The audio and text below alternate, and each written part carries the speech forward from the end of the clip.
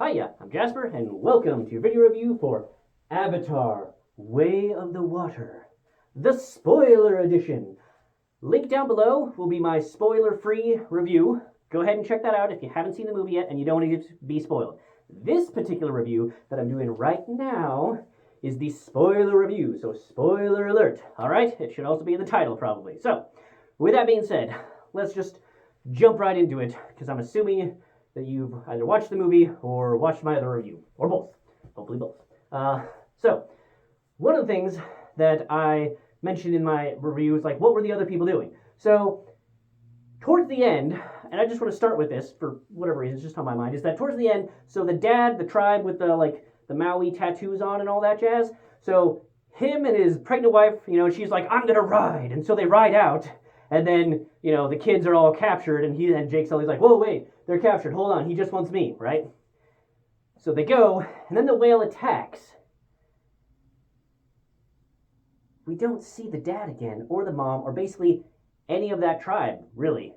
Like, you see him for a little while longer, and then nothing. Like, Jake Sully, Neytiri, and the brothers and the sisters, like they all keep coming back to this ship, fighting the bad guys, shooting things and killing the bad guys and coming in and trying to rescue the family. Where is the water tribe's dad and mom and the rest of the water tribe? They're not dead. We see them later. So, yeah, where did they go? That's just one of the major, plot things where it's like, okay, what happened there and why? The other thing is that, so I think they're trying to expand the universe by showing like, oh hey, so we're trying to mine unobtainium, but there's other prospectors on this world, whaling. And I get the allegory, James Cameron. These are whalers, much like there was whalers back in the day in the land of Earth. And yeah, I know, I get it. I get that there's whalers in there. But come on, man, you can do a better job than that. And the thing is that they even go so far as to have the scientist on board who's like, yep, they have a whole complex language and their feelings and they're sentient and they're smarter than us and bigger, blah, blah, blah. And then they're like, cool, yeah. So we're going to murder these things and then punch a drill up into their brains and suck out the feeling center.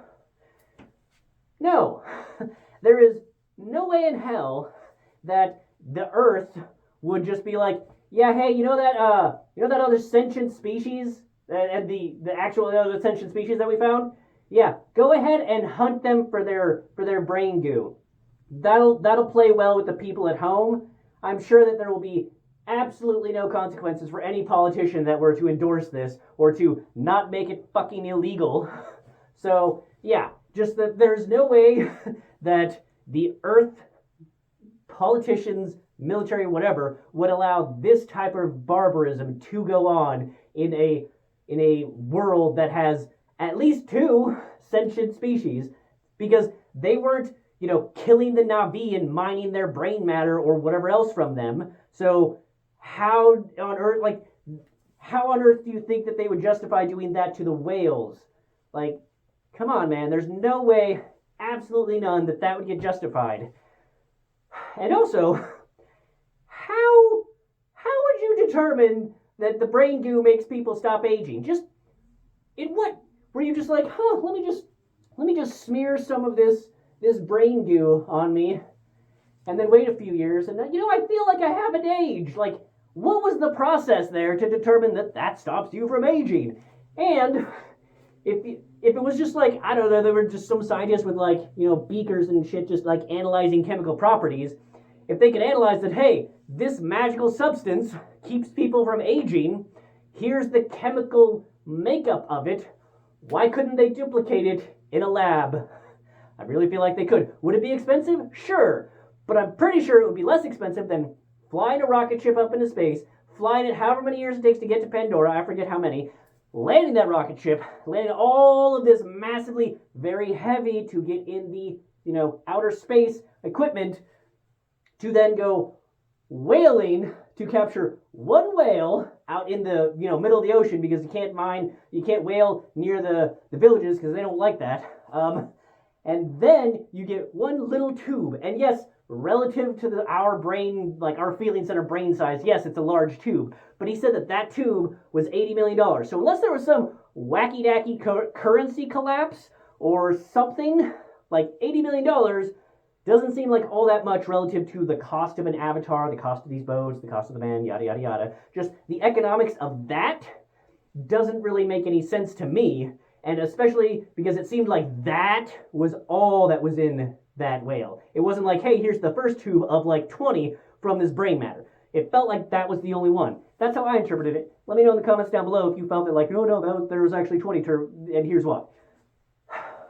So, yeah. And then getting to the things that I didn't like about the plot armor is there were so many times where if Stephen Lang's character, so the evil Avatar guy I'm going to call him, if he was actually the bad guy, he would have killed the kids, punched him in the face, broken an arm, kicked him in the head, something. Like he would have done something so many times. And then there's even the instance where he's talking on the radio and he's like, Jake, I think you can still hear me, Jake. I got your kids, Jake. If I don't hear something soon, I'm gonna kill one of these kids or do whatever the bad thing is to these kids, Jake. I know you can. He had absolutely no way of knowing whether or not Jake was hearing him, and yet Jake responds and is like, I'm gonna come get you. Like, you could have just Jake and then gone and found him, because from this point he's not going to kill the kids unless he sees you and can use it as a bargaining chip. So he's not going to throw away that bargaining chip. So you did not need to reveal that, oh yeah, no, you actually were conscious and still had your hearing thing. Like, no, you didn't have to do that. And then George of the Jungle. I don't remember this kid's name. Spider. Okay, so Spider / George of the Jungle. He did a good job with his part. Good actor. I felt that they surprisingly got like the perfect kid, because he seemed young enough to match up with the young I forget her name, the young Ripley, the young Ripley character, and so they seemed like they matched up in age, but he still was bulky enough that the strength level made sense. But again, still he seemed young enough that the time frame from when he was a baby and left there to coming through made sense. And he did a good job, but it doesn't make any sense for his character to be totally against these guys, and then it just happens to be that, like, oh, hey, the guy that I guess is my dad in Avatar form is here, so I'm going to teach them how to be Na'vi. Yeah, like, I'm going to teach them over the course of weeks and translate for them and take them up to where they can get their, the flying creatures. It's just, and then, it's not until they get to one of the water tribe villages and they're like, we're going to burn this fucker to the ground. And he's like, what? No, you can't kill these people. No, oh no. And then like they get the look, like they, zoom in on his face, like he's like, oh, this guy is evil. Like, no shit, Sherlock. You can't tell me that the main villain from the first one wasn't told to you as like a bedtime scary story. You can't tell me that it's like, hey, this is the guy that was in charge of all the bad, like, evil tactical military things. Yes, Giovanni Ribisi's character was like the boss, but we all know who would be painted as the bad guy in this situation. You can't tell me that guy is the guy that you've been told since birth about how terrible he is and what an evil person and all the bad things he did, and then he's like, hey, I stopped you from getting a mind swizzled in there, so you're gonna be my friend now. He's like, yeah, what? Oh no, you actually are a bad guy. Like, shut up. There's no way that George of the Jungle would believe that. Just like it's not really terribly believable that Stephen Lang's character would have had a baby on this Avatar land. Just from how he was portrayed in the first one, he didn't really seem like a guy who would get some random chick knocked up. I'm just saying, he didn't seem like a married guy, and he didn't seem like a guy who would get some random chick knocked up. He seemed like the kind of guy who was married to the core, if you know what I mean. So, yeah, I don't know. It just, and then, don't get me wrong, I loved Stephen Lang's character in the first one. He was a BAMF, and he played the shit out of that character. But you could have just developed a new villain in this one, I think. The fact that you held on to him through some very tacky, like, oh, hey, by the way, you know how we can, like, transport active consciousnesses, well, we can also just back up your brain to this like disk thing, and that's what we're gonna do. Like, okay, so then why didn't you do that with all these people and just put them in avatar bodies instead of the whole back and forth thing to begin with? And then if you could do that, why didn't you do that with Jake's brother before he got killed? Then you wouldn't have needed Jake, right? Right? I don't know. There was a lot of technology things that I felt didn't make any sense. There was instances where the kids definitely would have died. And oh, by the way, like I said about Neytiri being underutilized, when they're doing the final fight or about to start the final fight, and he's like, "Yeah, come get me, Jake," and Jake's like, "Okay, kids, here, go with your mom. I'm gonna go kick this guy's ass." Like, okay, so her job was then to be like, "Hey, kids that have been taking care of yourself and taking care of each other and doing all these things, quick, get in the water so that I can also get in the water with you." Like, no. Neytiri would just be like, "Hey, kids, go. You got this." Like, two of the kids were going out on missions with them against the bad guys. So she would be like, "Hey, take your siblings, go. I'm going to help Dad kill this motherfucker." Right? That's what she would have done. But no, they're like, "Oh, let me help you. That you don't need help, but let me help you anyway." And then fire starts on the surface of the water, and they're like, "Hey, let's get back in the boat." Instead of, oh, I don't know, dive just underneath the surface? Maybe? Huh? It was dumb. It's dumb. And, you know, the scenes in the ship were shot fine. James Cameron clearly likes sinking ships that take forever to sink and settings they're in. But it didn't need to happen. It's very contrived to get all those people on the ship as it was sinking underwater. And then, speaking of underutilized, so the mother of the tribe, of the forest people's tribe, you know, the one with all the things going on, and like, cha-cha-cha. Yeah, so she was still around, and they're of the forest people, and then they're like, "Hey, so it turns out these Avatar guys are hunting me and my family, so, okay, you're in charge, I'm out." Okay, think about why they were hunting you, Jake, because you're the military commander leading these people on all of their raids that are having success. That is why they're after you. So if you just move the mantle to somebody else, A, they are not going to have your expertise anymore. B, they're still going to be a target. Maybe not the number one priority must get this one guy target, but they're still going to be the target that the military people are going to be going after, because your forest tribe people will still be fighting them, just without your expertise. So they're going to do worse than you, and you just leave. Just think about it. You've been with this tribe for 13-ish years. Neytiri's been with them their whole life, and then they're like, "Okay, hey, so good luck. Keep fighting the good fight. We out. Peace, bitches." Like, no, there's no way. And there was just one scene where Neytiri's like, "No, we should stay," and he's like, "No, but we need to go," and she's like, "Fine." That's it. That's the most that we got from why they didn't stay with the Forest Tribe people. And why? It's because of that sequelitis thing where they got to set it up for the next one. And we've already seen the forest, so let's go out to the water. You know, the way of the water. So, yeah, it was completely contrived. And we just never even see the fucking forest people again. At all. Not once. It was just like, yep, they don't matter anymore. They don't. Not at all. It's all about the water tribe now. You don't think that maybe the Stephen Lang type character might have taken a few more of them hostage and been like, "Hey, Jake, I got some of your forest people here." Like, you literally could have taken any Na'vi or water tribe, if they call themselves Na'vi or whatever else they call themselves. You could have taken any of them hostage and be like, "Hey, I'm going to start killing these people until we get Jake Sully." Okay? Cool. So there's just so many options that a truly evil Stephen Lang character would have done, but they just came up with excuses for him to be like, I don't know, likable bad guy? I don't know. So I just didn't understand a lot of the choices in this one.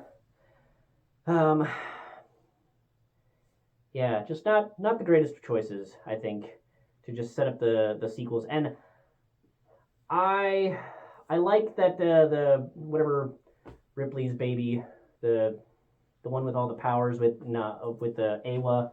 I thought she was really cool. I liked all of her little powers.